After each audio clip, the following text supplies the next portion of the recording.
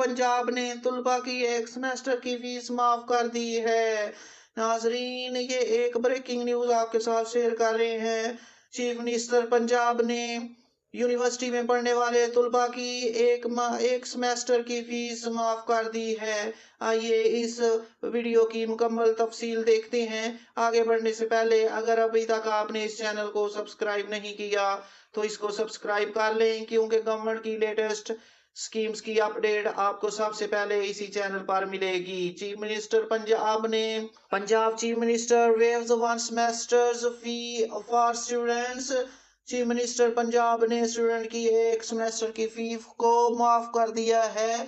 Chief minister has one the confidence of flood affected areas. नाजरीन, ये वो student हैं जिनके इलाकों में फ्लड आया है, तो वो इलाकों के स्टूडेंट्स के लिए चीफ मिनिस्टर ने एक सेमेस्टर की फीस को माफ कर दिया है।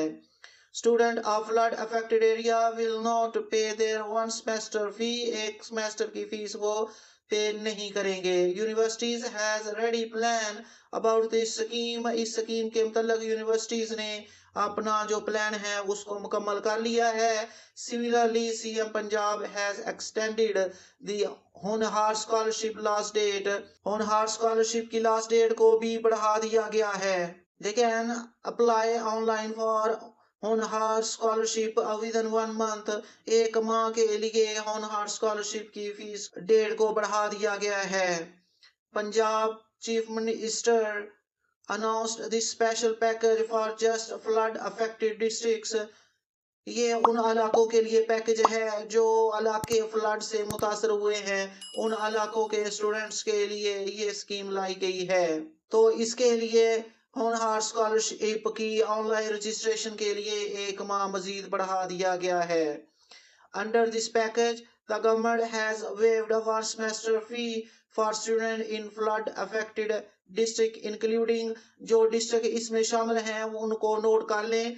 Number 1 Muzaffargarh, number 2 Multan, number 3 Lodhran, Vehari, Sialkot, Gujrat, Chiniot and कसूर।